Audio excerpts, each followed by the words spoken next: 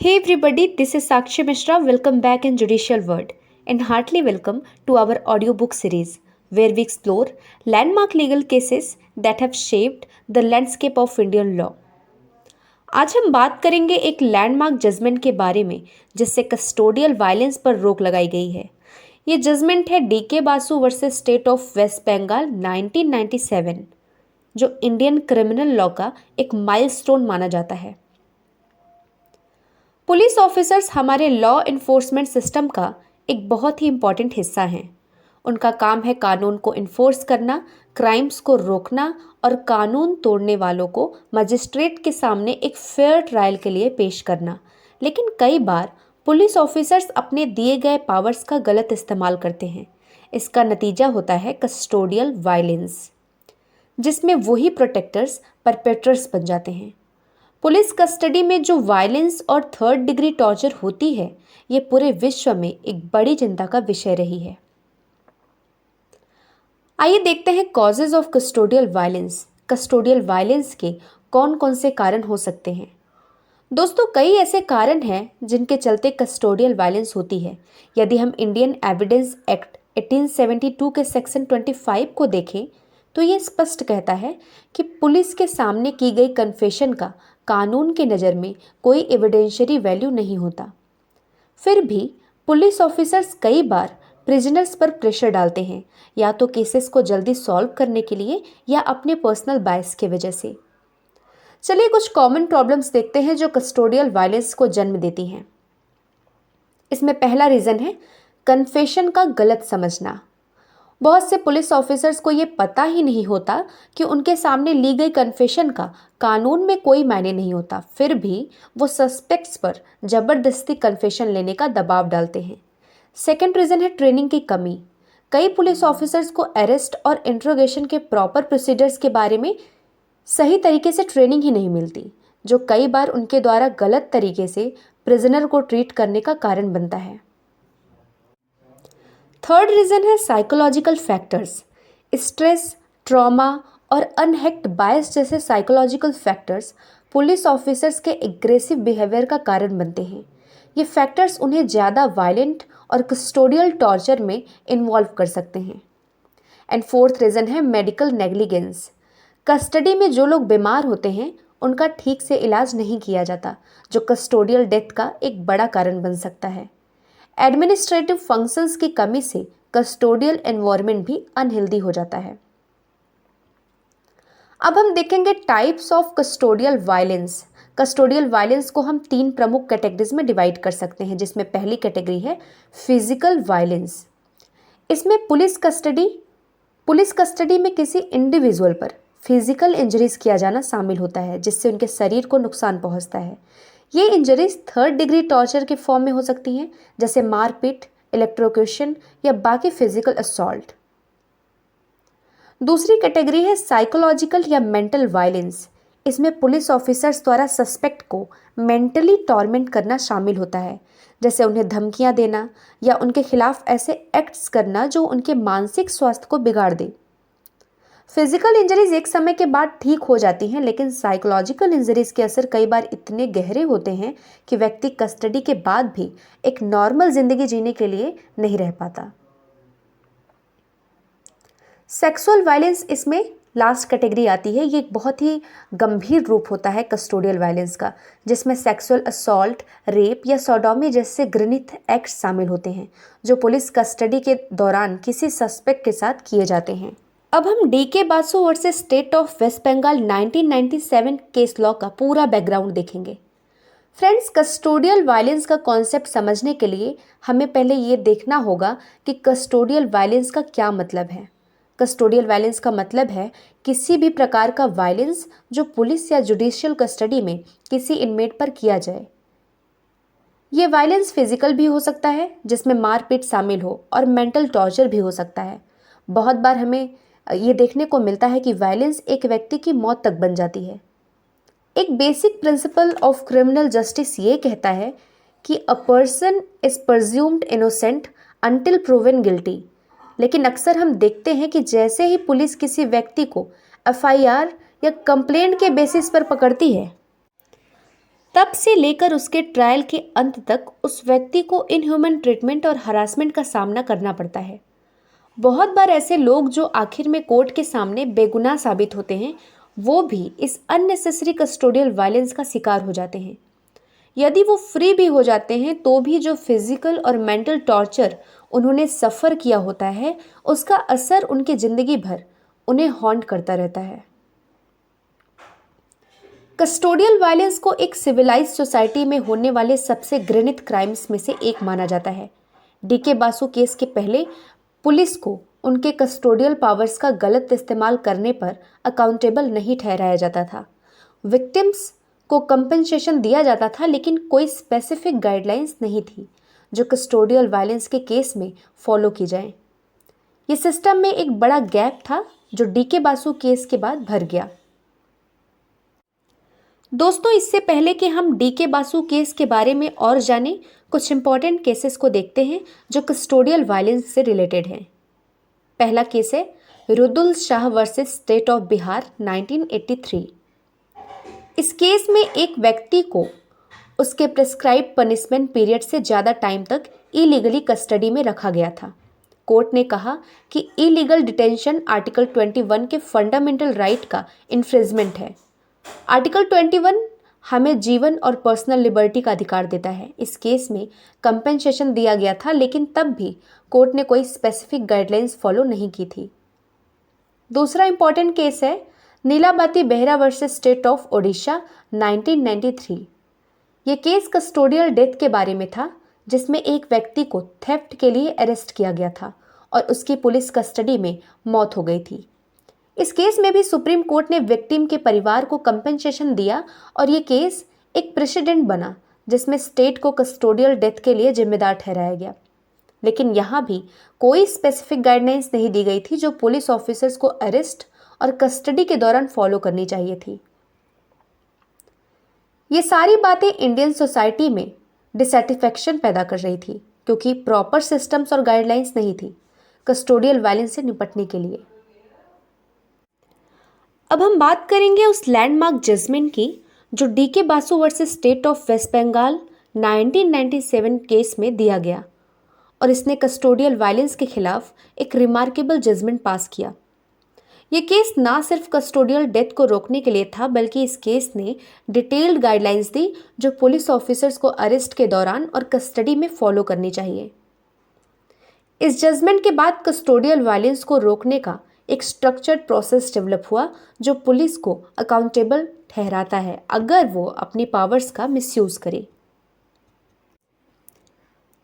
अब हम DK Basu versus state of West Bengal case के फैक्ट्स को देखेंगे। दोस्तों, डीके बासु केस की कहानी की शुरुआत होती है एक लेटर से जो 26 अगस्त 1986 को डॉक्टर डीके बासु, जो West Bengal legal aid service के एग्जीक्यूटिव चेयरमैन थे, ने चीफ जस्टिस ऑफ इंडिया को लिखा था। इस लेटर का बेस था न्यूज़पेपर में आई खबरें जिसमें कस्टोडियल वायलेंस के बारे में लिखा गया था।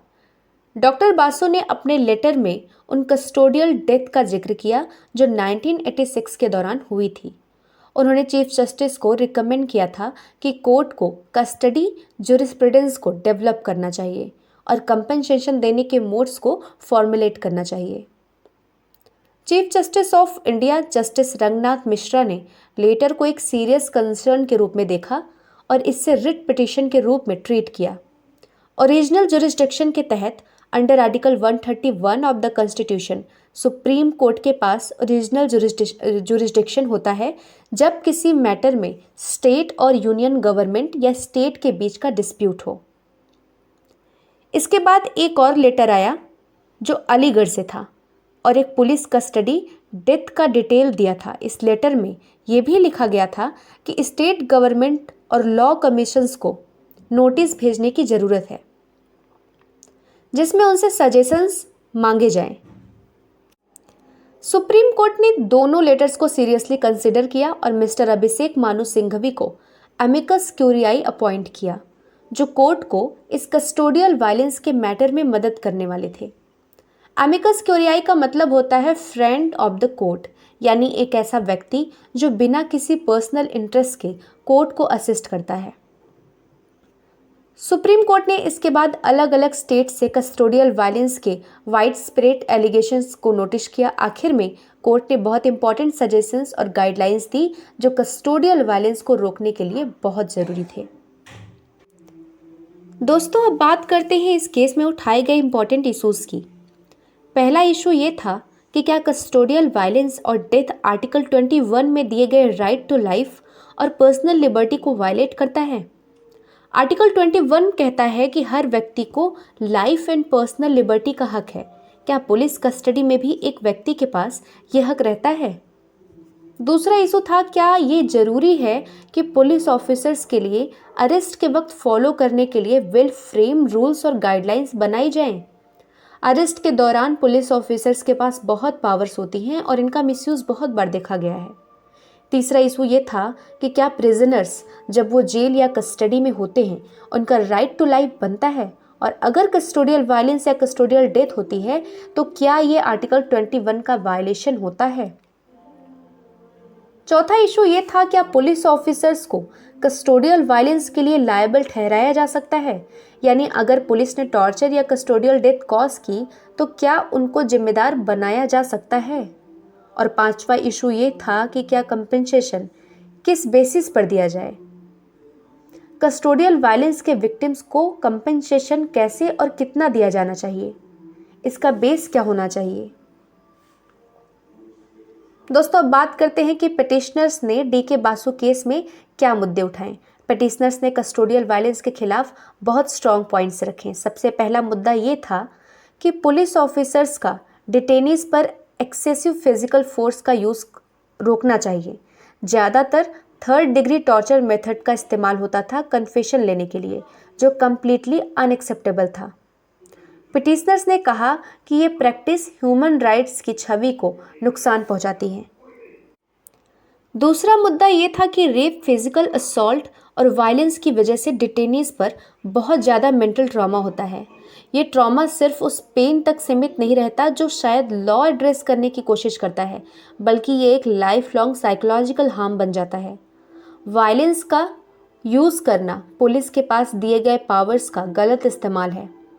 पिटिशनर्स ने ये कहा कि कस्टोडियल वायलेंस को रोकने के लिए प्रॉपर गाइडलाइंस ज़रूरी हैं।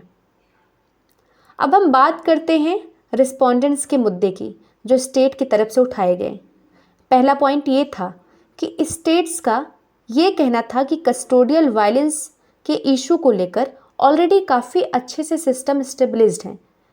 स्टेट ने कहा कि पुलिस अथॉरिटीज़ को अरेस्ट के वक्त लीगल काउंसिल की ज़रूरत नहीं है।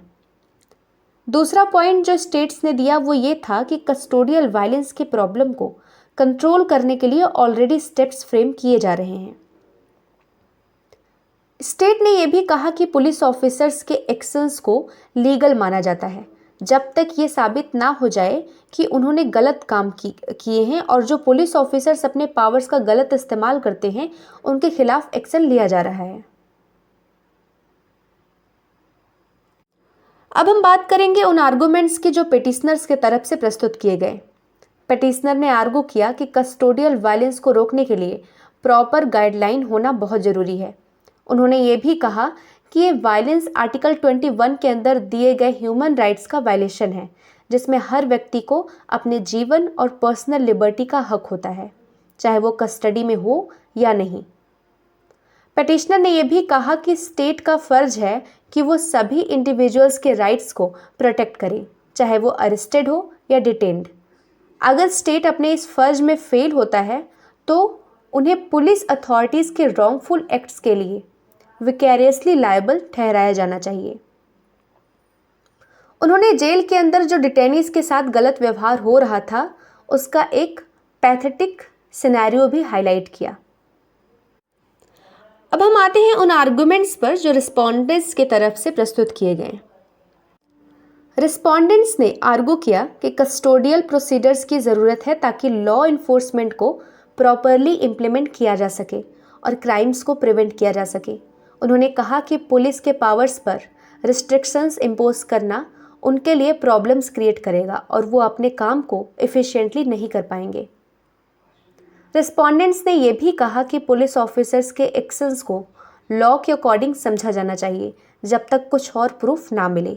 उन्होंने लॉ इन्फोर्समेंट अथॉरिटीज़ के सामने जो चैलेंजेस हैं, जैसे इनडिक्वाट ट्रेनिंग, लिमिटेड रिसोर्सेस और केसेस को जल्दी सॉल्व करने का प्रेशर, उन सबको हाईलाइट किया। इन सब पॉइंट्स के साथ रिस्पोंडेंट्स ने अपने एक्शंस और कस्टोडियल प्रैक्टिस को जस्टिफाई करने की कोशिश की, ये कहकर कि लॉ इन्फोर्समेंट्स के लिए कुछ प्रोसीजर नेसेसरी हैं। दोस्तों, अब हम सुनते हैं सुप्रीम कोर्ट का हिस्टोरिक जजमेंट इन डी.के. बासु केस, जो कस्टोडियल वायलेंस के खिलाफ एक बहुत बड़ी जीत थी। Justice AS. आनंद और जस्टिस कुलदीप सिंह की बेंच ने एक लैंडमार्क डिसीजन दिया, जिसमें उन्होंने 2 की एस्पेक्ट्स कवर किए: प्रोसीडरल सेफगार्ड्स और कंपेंसेशन सिस्टम। सबसे पहले कोर्ट ने ये माना कि कस्टोडियल वायलेंस जैसे रेप, टॉर्चर और पुलिस कस्टडी में डेथ ना सिर्फ आर्टिकल 21 का वायलेशन है, जो राइट टू लाइफ और पर्सनल लिबर्टी के प्रोटेक्शन को डिफाइन करता है, बल्कि ये बेसिक ह्यूमन राइट्स को भी इन्फ्रिंज करता है। एपेक्स कोर्ट ने कहा कि डिटेनीज के फंडामेंटल राइट्स को प्रोटेक्ट करना बहुत ज़रूरी है और सिर्फ लीगल रिस्ट्रिक्शन को ही उनके राइट्स के एंजॉयमेंट पर लागू किया जा सकता है। Custodial violence in any form unacceptable है और इसलिए इंट्रोगेशन भी साइंटिफिक और ह्यूमन तरीके से कंडक्ट किया जाना चाहिए। 3rd डिग्री मेथड का यूज़ टोटली इम्परमिसिबल है। अब हम बात करेंगे कुछ की ऑब्जर्वेशंस की जो सुप्रीम कोर्ट के द्वारा किए गए, जिसमें पहला ऑब्जर्वेशन था custodial violence including rape, torture और डेथ डायरेक्ट वायलेशन है आर्टिकल 21 का, जो हर व्यक्ति के राइट टू लाइफ और पर्सनल लिबर्टी को प्रोटेक्ट करता है। दूसरा ऑब्जर्वेशन था आर्टिकल 22 का सब आर्टिकल 1 अरेस्टेड पर्सन को ये हक देता है कि उन्हें उनके अरेस्ट के ग्राउंड्स बताए जाएं और उन्हें अपने पसंद के लीगल प्रैक्टिशनर्स के थ्रू डिफेंड करने का भी राइट है। कोर्ट ने ये क्लैरिफाई किया कि कस्टोडियल वायलेंस इस फंडामेंटल राइट को भी वायलेट करता है। तीसरा ऑब्जर्वेशन था इंट्रोगेशन जरूरी है, लेकिन उसका ह्यूमन और साइंटिफिक तरीका होना चाहिए। टॉर्चर और वायलेंस के कोई जस्टिफिकेशन नहीं हो सकते। चौथा ऑब्जर्वेशन था ट्रांसपेरेंसी और अकाउंटेबिलिटी। ट्रांसपेरेंसी और अकाउंटेबिलिटी पुलिस एक्शंस में होनी चाहिए जब किसी इंडिविजुअल को अरेस्ट किया जाता है, ताकि अब्यूज ऑफ पावर को चेक किया जा सके। पांचवा ऑब्जर्वेशन था स्टेट विकेरियसली लायबल होगा जब कोई पब्लिक सर्वेंट कस्टोडियल वायलेंस का जिम्मेदार होगा। पुलिस को ये याद रखना चाहिए कि अरेस्टेड पर्सन के भी राइट हैं जिनका सम्मान होना चाहिए। और छठा ऑब्जर्वेशन था प्रॉपर ट्रेनिंग पुलिस ऑफिसर्स को अरेस्ट कैसे करना है और कैसे डिटेनीज के साथ कस्टडी में व्यवहार करना है, इसका एक प्रॉपर ट्रेनिंग होना चाहिए। इसके बारे में पुलिस ऑफिसर्स को एक प्रॉपर ट्रेनिंग देनी चाहिए। अब हम बात करेंगे उन गाइडलाइंस की जो इशूड किए गए थे सुप्रीम कोर्ट के द्वारा। इस जजमेंट के दौरान कोर्ट ने कुछ इंपॉर्टेंट गाइडलाइंस भी लेट डाउन की जो अरेस्ट और डिटेंशन के केस में फॉलो की जाएंगी। पहला गाइडलाइन था पुलिस ऑफिसर जो अरेस्ट करता है उसके पास प्रॉपर नेम, टैग्स और डिजाइनेशन होनी चाहिए ताकि उन्हें आसानी से आइडेंटिफाई किया जा सके। उन ऑफिसर्स के पार्टिकुलर्स जो इंट्रोगेशन करेंगे उनका एंट्री एक रजिस्टर में किया जाना जरूरी है। दूसरा गाइडलाइन था अरेस्ट के वक्त अरेस्ट मेमो बनाया जाना चाहिए जो एटलीस्ट एक विटनेस जैसे फैमिली मेंबर या सोसाइटी के रिस्पेक्टेबल पर्सन से अटेस्ट कराया जाए। तीसरा गाइडलाइन था अरेस्टेड पर्सन को अपने क्लोज फ्रेंड या रिलेटिव को अपने अरेस्ट के इंफॉर्मेशन देने का हक होगा और ये काम जितनी जल्दी हो सके उतना जल्दी किया जाना चाहिए। चौथा गाइडलाइन था अरेस्ट से रिलेटेड सभी डिटेल्स जैसे टाइम, प्लेस ऑफ अरेस्ट और कस्टडी वेन्यू को पुलिस से नोटिफाई किया जाना जरूरी है। अगर अरेस्टी का रिलेटिव दूसरे डिस्ट्रिक्ट या टाउन में है तो उन्हें भी 8 से 12 घंटे के अंदर इन्फॉर्म किया जाना चाहिए लीगल एड ऑर्गेनाइजेशन के थ्रू। पांचवा गाइडलाइन था डिटेंशन डायरी में अरेस्टेड पर्सन का एंट्री किया जाए और जो फ्रेंड या रिलेटिव को अरेस्ट की इन्फॉर्मेशन दी गई है उसका भी रिकॉर्ड होना चाहिए। पुलिस ऑफिसर्स जिनके कस्टडी में अरेस्टी होगा उनका भी मेंशन डायरी में हो। छठा गाइडलाइन था, अगर रिक्वेस्ट किया जाए तो अरेस्टी का फिजिकल एग्जामिनेशन किया जा सकता है और जो भी इंजरीज हैं उनका इंस्पेक्शन मेमो में रिकॉर्ड होना चाहिए। मेमो का अरेस्टी और पुलिस ऑफिसर दोनों साइन करेंगे और अरेस्टी को एक कॉपी मिलेगी उसकी। सातवां गाइडलाइन था, 48 आवर्स के अंदर अरेस्टी का मेडिकल एग्जामिनेशन ट्रेन डॉक्टर से ज़रूर कराया जाना चाहिए। ये डायरेक्टर ऑफ हेल्थ सर्विस से अपॉइंट डॉक्टर भी ये एग्जामिनेशन कर सकते हैं।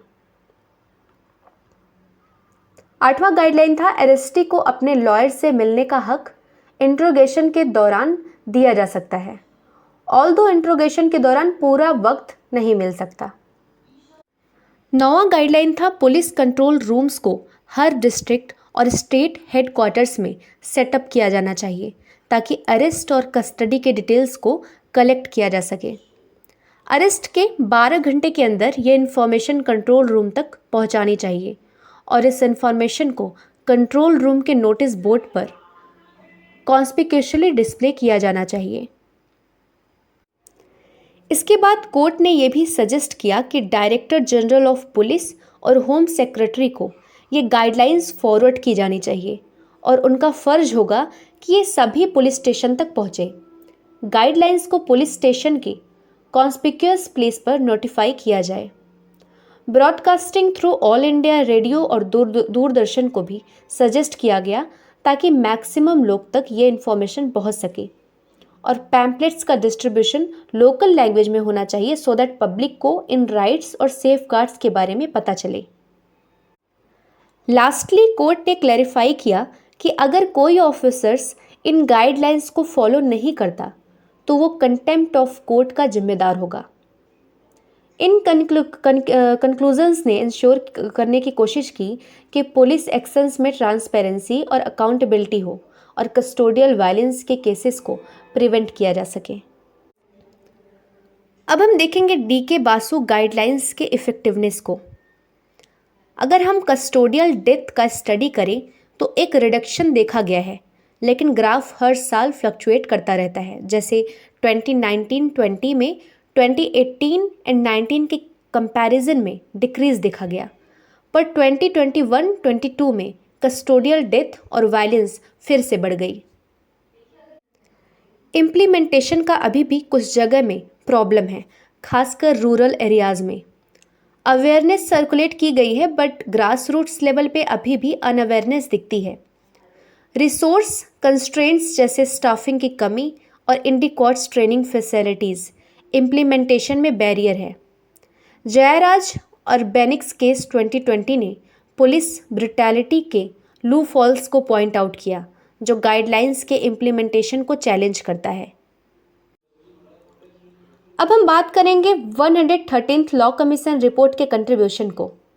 113वें लॉ कमीशन रिपोर्ट का फोकस कस्टोडियल इंजरीज पर था। State of UP versus Ram Sagar Yadav 1985 case के बाद ये रिपोर्ट आई थी। सेक्शन 114B को इंडियन एविडेंस एक्ट में प्रपोज किया गया था, जिसमें पुलिस ऑफिसर्स की प्रिजम्प्टिव लाइबिलिटी का कॉन्सेप्ट इंक्लूड करना चाहा था, लेकिन ये इंक्लूड नहीं हो पाया। इस रिपोर्ट का direct influence DK Basu guidelines पर जरूर देखा गया। सुप्रीम कोर्ट ने कहा था कि स्टेट लायबल होगी कस्टोडियल वायलेंस के केस में और कंपेंसेशन प्रोवाइड करेगी।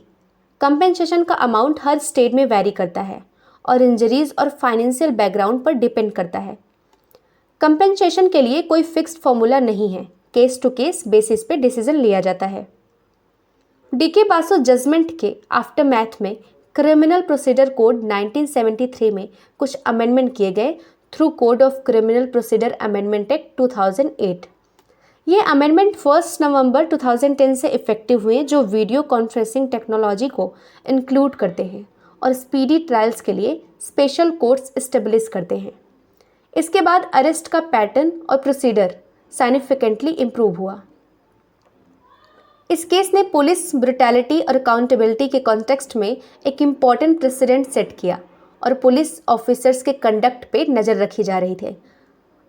अगर गाइडलाइंस फॉलो नहीं की जाती तो कंटेम्प्ट ऑफ कोर्ट के लिए एक्शन लिया जाता है। अब हम इस जजमेंट के एनालिसिस पे आते हैं। इस जजमेंट के पॉजिटिव और ड्रॉबैक्स दोनों को एनालाइज करना ज़रूरी है। तो पहले हम पॉजिटिव इफ़ेक्ट्स को देखेंगे। प्रेसिडेंट का साइनिफिकेंस बहुत ज़्यादा है और ये जजमेंट कस्टोडियल वायलेंस के अगेंस्ट एक पावरफुल रूलिंग थी। पब्लिक और लॉ इन्फोर्समेंट एजेंसीज के बीच अवेयरनेस बढ़ी है। कस्टोडियल वायलेंस का रिपोर्टिंग अब ज़्यादा हुआ है और पुलिस कंडक्ट स्क्रूटिनाइज्ड होता है। ड्रॉबैक्स पे आएँ तो लीगल डिलेज के कारण गाइडलाइंस का इम्प्लीमेंटेशन अभी भी वीक है। इलिटरेसी और रिसोर्स कंस्ट्रेंट्स की वजह से रूरल एरियाज़ में प्रॉपर अवेयरनेस नहीं है।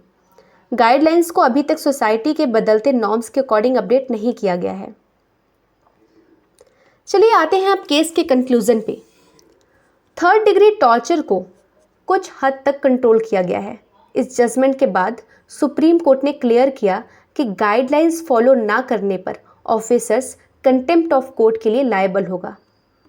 कस्टोडियल डेथ और वायलेंस में रिडक्शन जरूर देखा गया है, लेकिन ग्राउंड लेवल इम्प्लीमेंटेशन में अभी भी कुछ थ्योरेटिकल रेगुलेशंस हैं जिनका प्रैक्टिकल इम्पैक्ट उतना नहीं हो रहा है। रूरल एरियाज़ में पुलिस ऑफिसर्स को ट्रेनिंग और पब्लिक को अवेयरनेस देना अभी भी एक चैलेंज है।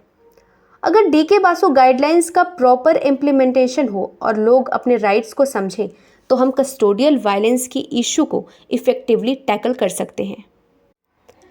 तो ये था हमारा DK Basu versus state of West Bengal 1997 case law का पूरा analysis. Thank you so much for joining us. Until the next time, stay curious and keep exploring the fascinating world of law and justice. Thank you.